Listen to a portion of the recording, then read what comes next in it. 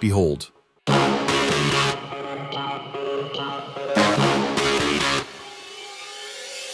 New York City's rents could be reaching their peak prices, but residential leases are low. Everyone was expecting the market to explode for fall. The feds did not increase the interest rates last week. Interest rate headwinds that are affecting our marketplace. New York City is wobbling on the edge of a housing affordability crisis, and nothing is being done about it. And we're still almost 50% down from pre-COVID. The shortage of new homes and apartments has reached unprecedented levels. We need to actually stop doubling and tripling down on broken systems like our emergency shelter system and actually invest in getting people out of emergency shelter and into permanent housing. Yet incomes struggle to keep pace with the relentless rise in rents. More New Yorkers arrive every day, each one of them bringing their dreams, energy, and ambition. The housing crisis has unleashed a ferocity that surpasses anything seen before, pushing the city's working-age households to the brink. Women, children, okay. All men, thousands of them is too much. The situation has become so dire that, for many, it already feels like doomsday in the city that never sleeps. The problem is that this is an inappropriate location. They're putting 1,000 unvetted adult males. New York City is known as a place where dreams and opportunities should thrive, but an impending housing apocalypse is casting a dark cloud over the average New Yorker. Absolutely, it is a crisis. It's a crisis of affordability. Join us as we crack this crisis, discuss ways to tackle the issue, and explore the reasons behind this looming threat. If you are a New York resident, two questions are sure to be hovering over your mind. What are the reasons behind New York's housing crisis? And what measures are being taken to tackle this issue? By now, you know that living in New York has always come at a premium. Salaries may be generally higher than the national average, but when you're looking at a $3,500 monthly rent, even high earners find themselves in a financial pinch. Take someone earning $250,000 annually, perhaps as an engineer at Google or one of the city's hedge funds. Even they are not exempt from the burden. According to the conventional wisdom that housing costs shouldn't surpass 30% of one's income, someone earning $250,000 annually could allocate over $6,000 per month for housing, amounting to a staggering $75,000 annually. This huge chunk of income could be allocated for various other necessities. However, the struggle is on a different level for low and medium income earners. It's quite scary and sad at the same time. There are many reasons behind this, but two major factors come to the forefront. The first is the imbalance between housing stock and job growth. Now, housing stock refers to the number of available homes in New York City. Over the past 2 decades, from 2010 until now, the number of homes in the city has only increased by a scarce 4%. And in contrast, job opportunities have burgeoned, soaring by an impressive 22%. This is really good news. Nearly all of the jobs lost during the pandemic have now been recovered, bringing the total to more than 4.7 million jobs, both in the public and private sector. This huge difference aggravates the demand for housing, creating a fiercely competitive market. As more jobs attract people to New York, the insufficient growth in housing supply has led to scarcity, amplifying the housing crisis. The second significant factor contributing to the housing crisis is the substantial increase in rent rates since 2019 pre-pandemic. Yes, that's right. If COVID wasn't enough, New Yorkers had to pay. A staggering 40% rise in rents hit the downtrodden residents hard, significantly impacting their financial well-being. For instance, if you were paying a rent of around $1,500, a 40% increase would mean paying an extra $600 a month. Pretty acute, right? Especially for families struggling to manage their living expenses in an already expensive city. So the question here is, what is being done with all of this? Has the government taken radical steps? Let's discuss it in light of the state budget 2023. At the state level, you might have heard that there was a promising proposal known as the New York Housing Compact, particularly addressing zoning regulations. This proposal not only allocated funds for widespread housing construction across New York State, but also introduced an intriguing concept. It suggested rezoning neighborhoods along MTA stations for increased density.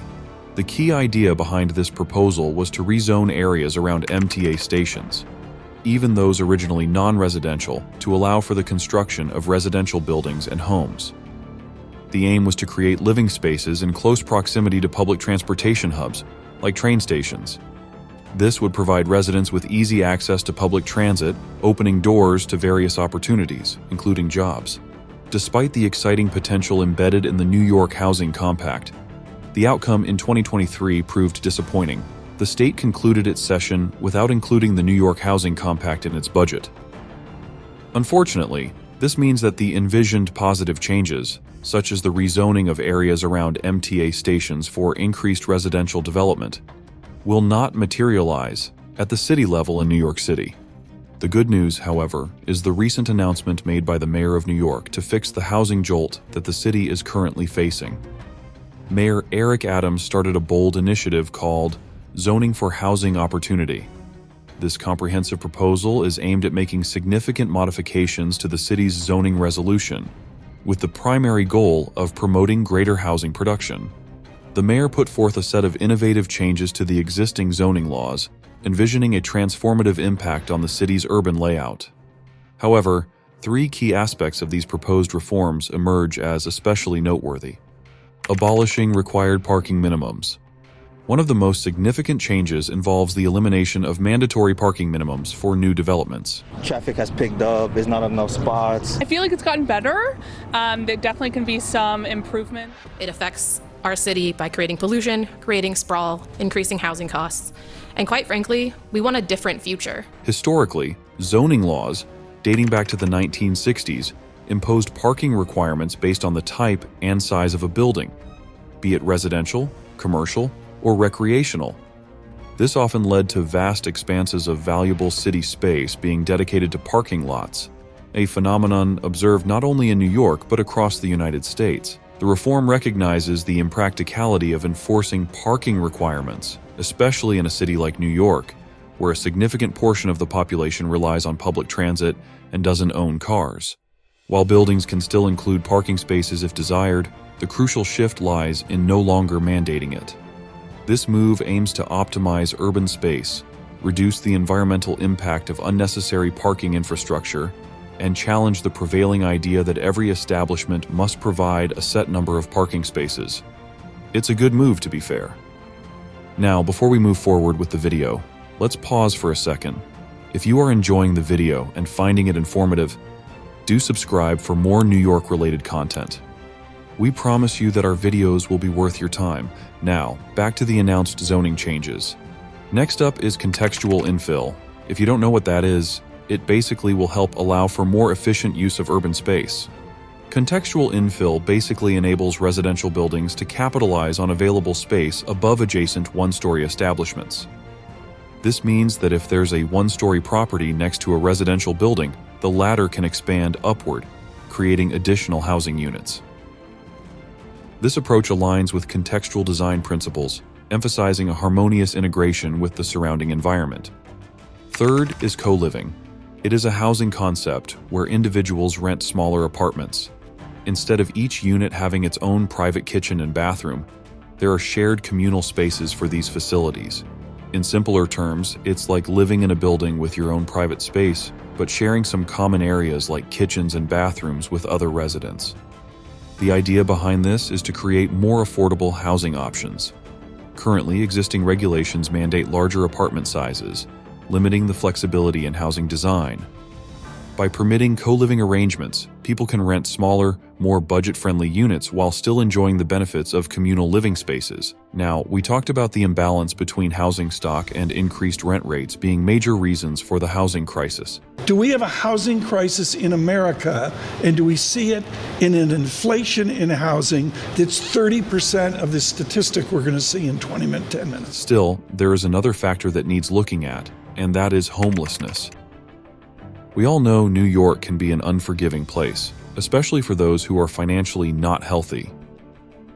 The high cost of living, coupled with a lack of affordable housing and a shortage of well-paying jobs, makes it challenging for many New Yorkers who live paycheck to paycheck. Sadly, the homelessness situation in the city has reached unprecedented levels. Legislative changes are being implemented to tackle the housing crisis, particularly concerning homelessness, but it seems that they are not enough. Now, according to a report, New York City has been spending $33,000 per year for every homeless person. This is staggering, to say the least. To put it into perspective, a few months back, there were over 87,000 homeless individuals in the city. Considering the $33,000 per person cost, that would be exceeding $3 billion a year. So, what steps is the city taking to address homelessness? Now, for families living in shelters in New York City, currently, there's a waiting period of 90 days before they can get a housing voucher, which is like a voucher that helps with paying rent. The idea now is to get rid of this waiting time, making it quicker for families to access this financial aid. Additionally, there's a 4-month period where people in shelters are evaluated to check if they qualify for housing. The suggestion is to remove this evaluation period, making the process faster for individuals to move from shelters to proper homes. The city is also working on making it easier for people with housing vouchers to find available homes. Landlords are being encouraged to accept tenants with these vouchers because it ensures that the rent will be paid. In a broader effort to tackle the housing crisis, there are plans to give rewards for building more affordable homes and change the rules for certain areas to allow more houses to be built. The main goal is straightforward: create more homes to meet the needs of people in the city and help reduce the difficulties faced by those experiencing homelessness. The government has long been making plans, but the problems related to the housing issue keep on increasing. Many of you might not know that there is another program by the name of 421, a tax exemption. We're talking about a tax exemption, a real estate, real property tax exemption for new residential multiple dwellings. This is for buildings that have 6 or more units. That was specifically designed to encourage the construction of new residential buildings, particularly affordable housing. Under this program, property developers receive a tax exemption as an incentive to include affordable housing units in their projects. The exemption can last for a specific period, usually up to 25 years, during which property taxes are reduced. This initiative plays a crucial role in addressing the housing crisis in the city. By offering tax incentives to developers, the 421A program stimulates the construction of more housing units, including those that are affordable for a diverse range of income levels. This not only contributes to increasing the overall housing supply, but also ensures that a portion of these units remains within reach for low and moderate income individuals and families. However, there are 2 schools of thought on this. Many proclaim it to be inefficient and expensive. So, there's that. So here we are, folks, facing a crisis in our city, where the old, young, sick, and poor, those who work and those who don't, are all in together. The housing crisis has indeed reached alarming levels, but there is hope. The new reforms introduced by Mayor Adams look promising. Get Stuff Built, for instance, a program introduced by him, sets an ambitious goal of constructing 500,000 homes over the next decade in the city. His reforms do look like they are focused on speeding up construction, spreading development widely across the 5 boroughs, and making a positive impact. However, the situation is urgent, and the stakes are high. The current housing crisis leaves many vulnerable individuals and families exposed to harsh conditions. It is a critical juncture, and the success of these reforms is crucial for the well-being of our city's residents. Let's hope for the best as the state strives to turn the tide in our favor. If you want to know more about the Big Apple, check out the other videos on our channel.